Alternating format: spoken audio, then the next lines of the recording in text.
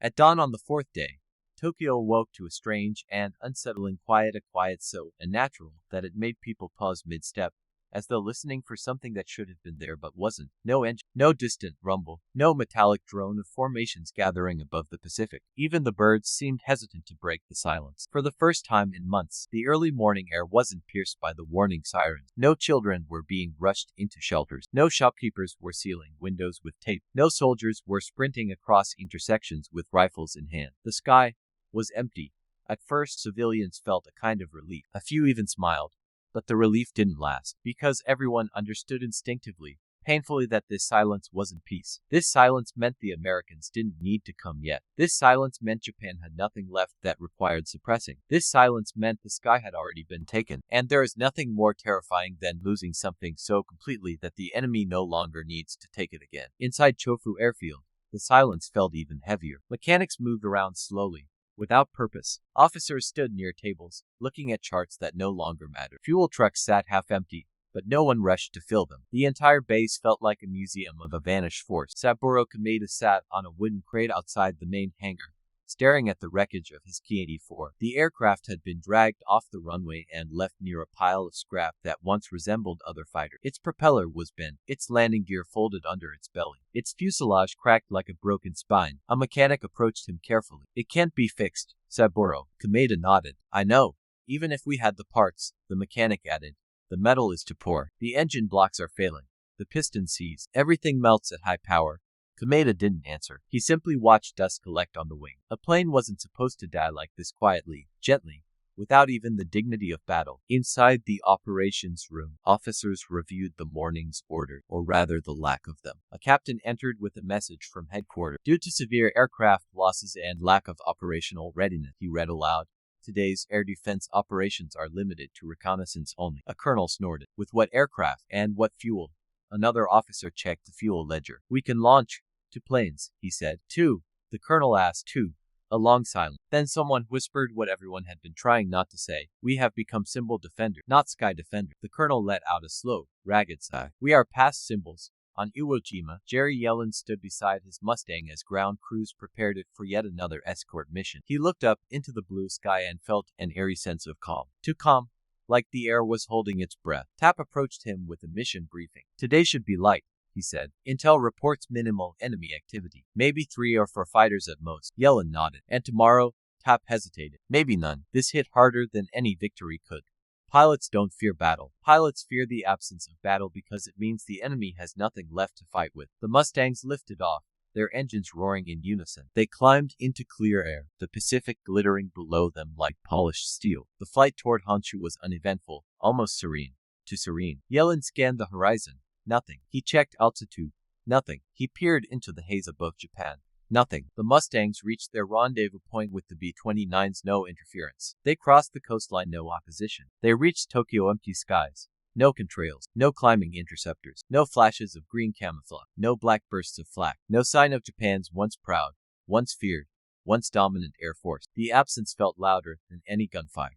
A pilot's voice broke the radio silence. "Where are they?" No one answered, because no one knew. Below them, Tokyo burned against low, resigned fires licking rooftops and factories. The smoke rose lazily, unchallenged. No anti-aircraft guns barked. No fighters tried to drive the Americans away. The city was defenseless, not because it had surrendered, but because it simply could not fight anymore. Yellen felt the weight of this truth settle into his chest like a stone. This wasn't victory. This wasn't triumph. This was something colder, a void where an enemy used to be. Tap's voice came over the radio, quiet and somber. "I don't like this." "Neither do I," Yellen replied. They flew multiple sweeps around the bombers, but only spotted one Japanese plane, a Ki-46 reconnaissance aircraft flying low over the countryside. It made no attempt to engage. It simply turned away and disappeared into clouds. Its crew likely praying the Americans would not waste bullets on them. The Mustangs didn't pursue. What purpose would it serve? Back at Chofu, Kameda and a few remaining pilots were ordered to stand by. They sat on crates in the shade of a hangar, listening to the distant rumble of B-29. No scramble horn sounded. No one moved. Hours passed. A young rookie pilot broke the silence. "Why aren't we going up?" A senior officer answered without looking up from his clipboard. "You cannot fight without aircraft," another added. in a whisper barely audible, and you cannot die without purpose. Kameda felt his heart twist at those words. The last 3 days had taught him more about war than all his training combined. War isn't just about dying, it's about why you die. And now, even that reason was fading. By nightfall, Tokyo's sky glowed red again from distant fires. But something about the glow felt different, not like wounds, but like embers, slow, tired, like a fire consuming the last pieces of a collapsing house. Families huddled in shelters not because they feared bombs, but because they feared what the absence of bombs meant. A father whispered to his son, "Do you hear that?" The boy listened. "I don't hear anything." The father nodded. Exactly, because no sound meant no defense, and no defense meant the war was already lost. On Iwo Jima, as the Mustangs taxied in and shut down their engine, the feeling was somber. Not a single bullet hole, not a single dogfight, not a single enemy challenge. It felt less like returning from a mission and more like returning from a funeral. Tap joined Yellen as they walked toward the operations tent. "Jerry, what did we just fly into?" Yellen didn't hesitate. The end. The fifth morning began with thick clouds hanging low over Tokyo, casting the city in a great pallor that made it feel like dawn had forgotten to arrive. The smell of burnt wood and twisted metal clung to every street, every rooftop, every breath. It wasn't the sharp, violent scent of fresh destruction. It was older, quieter, like the lingering smell of a wound that no longer bleeds. Civilians moved through the city with slow, deliberate steps. Some carried buckets of water. Others gathered what little food remained. Children walked behind their mothers, silently sensing the heaviness in the air, the tension, the exhaustion that no one dared name. By now, the people of Tokyo understood something they had been trying to deny for months. The sky had changed permanently. Not just the threat above them, but the meaning of the sky itself. The sky was no longer a realm of heroes and defenders. It was a reminder of absence, a reminder of powerlessness, a reminder of what Japan no longer had. Above them, faint contrails from distant B-29s drifted across the morning like pale scars. Civilians looked up briefly, then lowered their eyes. There was nothing to be done. No sirens, no fighters, no hope in waiting. Tokyo no longer looked upward for salvation. It looked upward only to witness inevitability. Inside Chofu Airfield, the atmosphere resembled the final hours of a long, losing battle fought not with bravery or cowardice, but with exhaustion. Mechanics tinkered with broken engines without enthusiasm, knowing full well that their efforts were gestures, not solutions. Officers reviewed reports that no longer held operational meaning. Pilots sat in small clusters, helmets on the ground, speaking in low voices. A senior officer entered the room with a clipboard and cleared his throat. His voice cracked as he spoke. From this moment forward, interceptor operations are suspended except in cases of direct threat to the Emperor's residence. Silence followed. No one asked questions. No one protested. No one even sighed. They all understood. The Japanese Air Force no longer existed as a fighting force. It existed now as a symbol, and symbols do not win wars. A young pilot with trembling hands raised his voice. "Sir, are we grounded?" The officer hesitated, then nodded. "Yes." Another pilot looked down, unable to mask his shame. "Then, it's over, isn't it?" The officer didn't respond, but the silence was answer enough. Kameda remained outside, sitting on a wooden crate where he had spent most of the last 24 hours. He watched the runway, watched the empty sky, watched the broken machines that once had been Japan's pride. He felt older than his 19 years age, not by time but by truth. A mechanic approached him, wiping grease from his hands. "Saburo, they're saying no one flies today. Or tomorrow?" Kameda looked at the sky. "Then the sky is no longer out." The mechanic nodded, eyes dark. "It hasn't been ours for a long time." The words stung, because they were true, and truth hurts most when it comes late. The mechanic hesitated before adding, "I heard a rumor. They say even the officers are starting to accept." Kameda closed his eyes. "Accept what?" "That we've lost." He opened them slowly, feeling a crack inside him white. "Not yet," he whispered, "but soon." Meanwhile, across the ocean on Iwo Jima, a different atmosphere reigned, one not of triumph, but of melancholy victory. The Mustangs sat lined up on the volcanic tarmac like silver sentinels. Their engines gleamed, their wings were polished, their ammunition belts were full, and there was no one left to fight. Jerry Yellen stood with his helmet tucked under his arm, breathing in the hot smell of gasoline and salt. He looked up into the clear sky and felt a strange emptiness. The dogfights had ended not because the Americans had won decisively in a dramatic final battle, but because the enemy had vanished. He didn't like it. He didn't trust it. And part of him mourned it. Tap approached, carrying a clipboard. "Jerry, we're escorting a large B-29 formation today, but intel says there's almost zero chance of interception." "Almost zero?" Yellen asked, raising an eyebrow. Tap shrugged. "Maybe one or two die hard. Maybe none. They're out of fuel, out of plane, out of pilot." Yellen exhaled slowly. "Then why are we still going?" Tap looked at the horizon, the waves crashing against the rocks of Iwo Jima, "because they still have cities, and factories, and war. Until they don't, we fly." Yellen nodded. He understood, but he didn't have to like it. As the Mustangs lifted off once more, the island trembled beneath them. They climbed into perfect formation, engines roaring, wings steady. The Pacific shimmered beneath them. The cloud layer broke apart like pulled cotton as they ascended through it. But when they approached the coastline of Japan, something remarkable happened. Nothing rose to meet them. Not a single aircraft. Not even a shadow on radar. It was the first time since Iwo Jima had been captured that the sky over Japan was completely uncontested. Yellen surveyed the horizon. Nothing.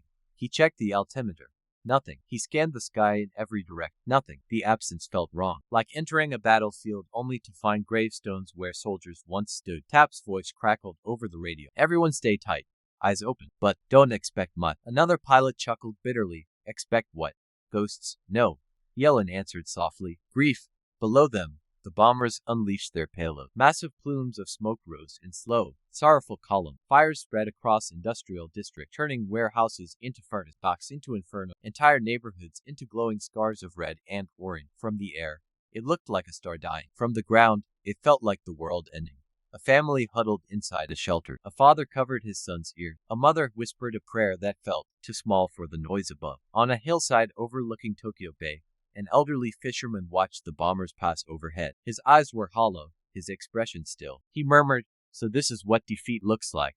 His grandson asked, "Will our airplanes come?" The fisherman shook his head. "No," he said softly. "Our birds have no more sky." At Chofu Airfield, Kameda watched the smoke rising in the distance. He knew exactly what it meant. He knew the Mustangs were up there unopposed, unchallenged, unthreatened. He clenched his fists until his knuckles turned white. A voice came from behind him.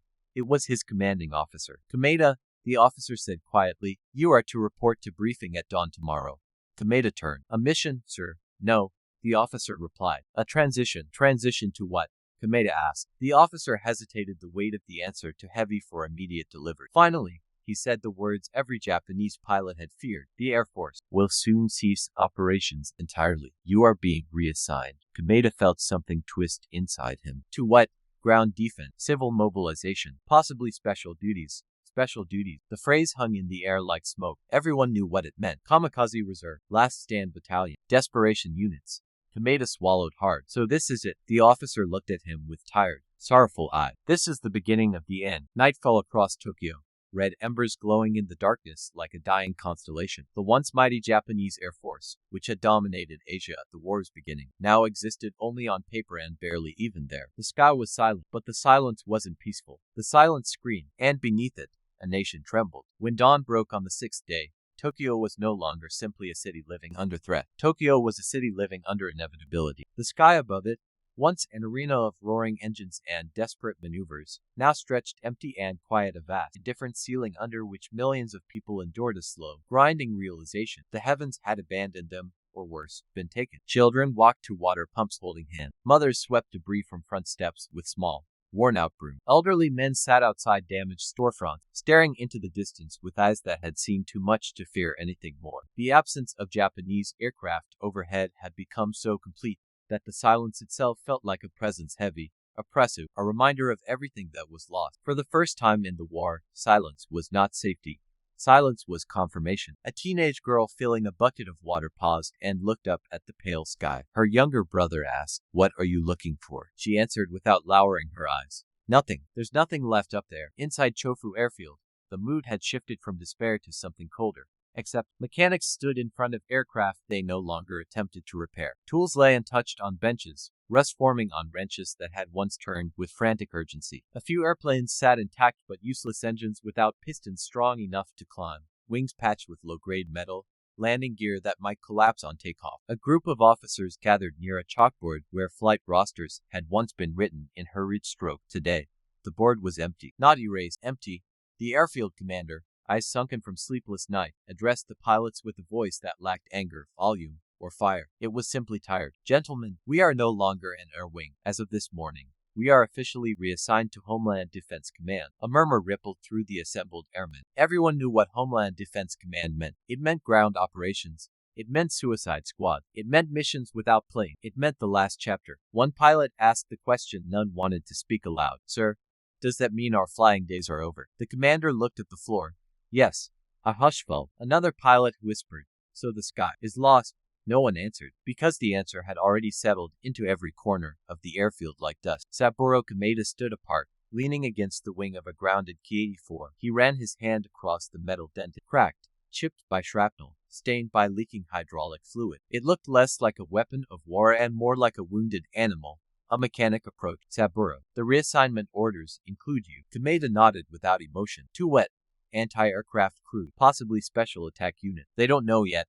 Kameda closed his eyes. He had dreamed of flying since he was a child. He had imagined soaring through blue skies, defending his homeland, proving his worth. But the dream had been stolen not by enemy pilots, not by Mustang, but by the collapse of the very machinery he depended on. A broken army can still fight. A broken navy can still sail. But a broken air force can do nothing. Kameda whispered, "What does a pilot do when there are no planes left?" The mechanic struggled for an answer. He survived. If he can. Meanwhile, on Iwo Jima, the Mustangs lined the runway like gleaming arrows. Their pilots gathered near the mission tent, the atmosphere subdued. They weren't preparing for a battle. They were preparing for a flight. And that was worse. Fighting implied resistance. Resistance implied a struggle. A struggle implied hope. But flying alone, over a sky without an enemy, felt like crossing a graveyard. Jerry Yellen sipped a cup of bitter coffee, staring at the mission map. The route was the same. The objectives were the same. But something fundamental had changed. Tap entered the tent, briefing folder in hand. "All right, gentlemen. It's another escort. Light or no resistance expected." Eyes open, but don't expect much. No one cheered. No one smiled. No one even nodded. They filed toward their aircraft with quiet steps, helmets under their arms, the volcanic sand crunching beneath their boots like bone. As Yellen climbed into his cockpit, he looked across the runway. A sense of loneliness washed over him. He realized he missed the Japanese fighters not as enemies, but as pilots, as men, as human beings who shared the sky, who challenged him, who made him sharper. The sky without them felt eerily incomplete. He fastened his harness. He started the engine. The Merlin roared to life, powerful and confident. He whispered to himself, "Where are you?" But the sky offered no answer. As the Mustangs approached Japan, the formation tightened. Radios crackled with routine calls. The bombers followed behind, sunlight glinting off their massive wings. Then the coastline appeared, beautiful, broken, familiar. Yellen scanned the horizon. No contrails, no dots rising from airfield, no flashes of sunlight reflecting off Japanese canopy. Nothing, not a single fighter. Bombing engines droned on. The Mustangs sliced through the air with no opposition. Then they reached Tokyo, and what the pilots saw from 20,000 feet stole the breath from their lungs. The city burned, not in bright flames but in dull, angry embers. Large swaths of blackened ruins stretched across miles. Smoke curled upward in slow spirals like the exhausted breath of a dying giant. Yellen had seen destruction before, but this was different. This looked like surrender already in motion. His wingman broke the silence. "Jerry, do you see any fighters?" Yellen's voice felt heavy. "No. Any flak? No. Any movement at all? No." The Mustang formation completed its sweep. The B-29s dropped their payload. The city burned a little more, and nothing rose to stop them. Not a single bullet. Not a single burst. Not a single chase. The sky was a grave. The air was a tomb. And the silence was unbearable. Back on the ground, the Japanese people watched from shelter, from half-collapsed buildings, from shattered streets. They saw the Mustangs. It was impossible not to. Their silver wings flashed above the fires with serene, terrifying confidence. But no one screamed. No one ran. No one panicked, because panic is a reaction to danger. And this was not danger. This was certainty. A middle-aged shopkeeper stared upward from the rubble of his burned store. "The gods have left us," he whispered. Beside him, his daughter replied, "No, the sky has chosen someone else." Aboard a B-29, a gunner leaned out of his blister window, scanning the sky for enemies. He found none. "This feels wrong," he said. Another crewman replied, "This isn't war anymore. This is." Clearing the ruins, at Chofu, Kameda heard the bombs fall from miles away. He felt each distant thud in his chest. He imagined the Mustangs above, unchallenged and afraid. He whispered, "Forgive us." He didn't know who he was speaking to, the Emperor, his fallen comrade. The sky itself, he didn't know. He only knew the words were true. When the Mustangs returned to Iwo Jima that afternoon, they landed in perfect formation, wheels touching down with synchronized grade. No damage, no bullet holes, no lost pilot. But no one celebrated. Jerry Yellen climbed out of his cockpit slowly. He looked around at the other pilot. Their expressions mirrored his own. Solemn, contemplative, hollow. Tap approached. "Another mission complete." Yellen nodded, but his voice was distant. "Jack, did you ever imagine we'd win like this?" Tap placed a hand on his shoulder. "No one wins like this, Jerry. We just finished the job." Yellen looked at the horizon, where smoke from Tokyo drifted faintly even from hundreds of miles away. "It feels like we're flying over ghosts." Tap didn't disagree, because they were. On the 7th morning, the air over Tokyo felt heavier than the smoke that hung above its ruin. The city did not wake, It merely stirred. Movement had become slow, almost ritualistic. Buckets filled with ash before they filled with water. Dust settled on shoulders like a second skin. The streets were quieter than ever. The sky, once the great stage of Japan's military pride, remained a barren expanse, the kind of emptiness that looked intentional, as if the world had turned the page and left the city behind. In the far distance, the low hum of B-29s rolled across the horizon, a sound that should have triggered panic. Instead, people simply paused and listened. The dread had changed shape, no longer sharp, no longer immediate. It had become dull, familiar, like a chronic pain one stops mentioning because it has become part of existence. A family gathered around a low table in a half-ruined home near Ueno Park. The father, once a proud Navy officer too old to fly, now sharpened bamboo spears for a unit of civilian defense. His teenage son wrapped worn cloth around bundles of kindling makeshift incendiaries meant for impossible last stand. The mother prepared the morning rice with a silence that felt like resignation. The little daughter sat by the window, staring at the sky. "Papa," she whispered, "why don't our planes fly anymore?" The father froze. He didn't turn. He didn't breathe. He simply closed his eyes. The truth was not for children. But the silence told her everything. Inside the tunnels beneath Tokyo's defense ministry, senior officers met in a dim room illuminated by a single flickering bulb. Their uniforms were immaculate. Their faces were broken. Charts covered the walls: fuel stores, aircraft losses, industrial output, munitions shortages. Every line sloped down, every number fell short. A general pointed to a graph showing cumulative aircraft losses. "We cannot recover from this," he said plainly. Another officer, younger but equally exhausted, asked, "What of the new Q-100? The last batch was delivered last week."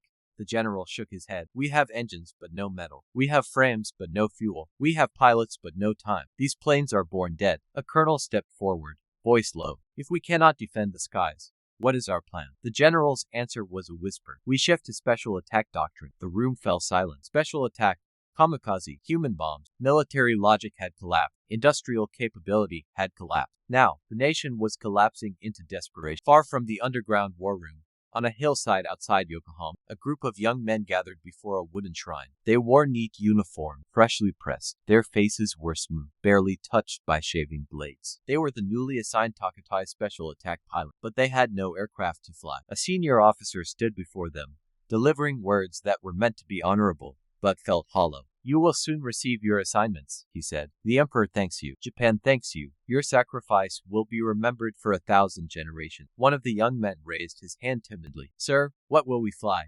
The officer hesitated. "We are determining that." Kokuheiki. Someone whispered a term meaning national defense weapon, which could refer to anything from training planes strapped with explosives to gliders with no landing gear. The sky, once noble, was becoming a place of improvised death. The young men bowed anyway, not because they wanted to die, but because the alternative was to admit that their country had no more answers left. Meanwhile, on Iwo Jima, the Mustangs prepared for yet another mission. This time, the mood was different, not tense, not weary, but contemplative. The pilots gathered in small groups before their aircraft, talking quietly, voices low in the hot morning air. Jerry Yellen stood near the left wing of his P-51, running his hand along the smooth metal. The ground crew had polished the surface until it gleamed like a mirror. It felt wrong, too pristine for a war. Tap approached him, helmet under his arm. "Jerry, we need to talk." Yellen turned. "What's wrong?" Tap showed him the latest intel from reconnaissance flight. "No fighters detected, no radar ping, no contrails, no opposition. They're gone," Tap said. "They're not even trying anymore." Yellen exhaled deeply. "We're flying over a country that's already lost the air." Tap nodded. "Exactly. But the missions continue, because the war isn't over." Yellen looked at the map spread on a crate line, arrows, flight paths. It felt like studying a blueprint of inevitability. "We're becoming custodians," Yellen said. "Not fighters. We're maintaining, not fighting." Tap didn't disagree. "We fly until they stop burning," he said. "That's the job." The flight to Japan that day felt different. Still disciplined, still precise, but hollow. The sky was clear, an endless sheet of blue that felt too big, too empty. The clouds lay in thin, wispy streaks, like brush strokes painted by a tired hand. As the formation approached Honshu, the coastline revealed itself in a quilt of grays and browns, burned fields, shattered town, quiet forests, morning silent. When the Mustangs crossed into Tokyo airspace, Yellen felt his breath catch. The city looked worse. Buildings that had stood 2 days ago were now piles of ash. Entire neighborhoods were scars. Rivers reflected the red glow of distant fires, making them look like molten metal. And the sky clear, unchallenged, was the most horrifying part. "Nothing on radar," a pilot reported. "No visual contacts," another said. "Not even a balloon someone muttered. Yellen whispered into his mask. Then we're alone again. The B-29s released their payload. The city trembled. Black smoke rose lazily, unchallenged. And still, nothing rose to meet them. It wasn't a battle. It was an autopsy. Back on the ground, Kameda watched the black pillars of smoke rising from Tokyo's direction. He sat on a makeshift bench, uniform dusty, face grim. A sergeant approached him. You've been reassigned. Kameda didn't look up. To what? Special attack school. He felt something in his chest tighten. He wasn't surprised. He wasn't relieved. He wasn't afraid. He felt nothing. Do we fly? He asked quietly. The sergeant hesitated. You may, but not high. They don't trust the engines anymore. They're training pilots on UK rocket gliders. Kameda froze. Those have no landing gear. The sergeant nodded slowly. They aren't meant to land. The words sat between them like a blade. Kameda looked at the burning horizon, at the silent sky, at the broken aircraft around him. And he whispered the truth. There is no more Japan in the air. The sergeant said nothing. There was nothing left to say. On Iwo Jima, after the Mustangs returned, Yellen sat on a crate outside the operations tent, staring into the evening sky. The sun dipped behind the volcanic cliffs, painting the horizon in deep oranges and purples. His crew chief approached. Jerry, you okay? Yellen didn't answer immediately. He watched a distant cloud drift across the darkening sky. Do you ever wonder, he finally said, if we're the only ones left in the sky? The chief shrugged. Feels like it. Yellen nodded. Feels wrong. War's wrong, the chief replied. Yellen looked down at his hands, steady hands, trained hands, hands that had fired shells that took lives of men he would never know. We're fighting a ghost, he said softly. And ghosts don't fight back. As night settled over Tokyo and Iwo Jima, both nations stared into darkness, one with fear, the other with sorrow. The sky above them was the same sky. But for Japan, the sky had become a ceiling of defeat. And for America, the sky had become a lonely victory, the kind of victory no one celebrates. The engines slept, the fires smoldered, and the war moved quietly toward its final stage. There was no turning back now, only forward, into the last shadow of the war. But as Tokyo burned and the empire staggered, a new danger rose from within Japan itself, not American bombers, but Japanese officers desperate enough to defy the emperor. In the shadows of the palace, a faction prepared to erase the surrender and force the nation into a final, suicidal last stand, and their actions would throw every base, every pilot, every command post into chaos. In this storm of confusion, one young kamikaze pilot searches for truth. While halfway across the Pacific, Jerry Yellen receives orders that will send him into the sky for the final time. Next, the night of the coup, chaos, rebellion, and the last flight.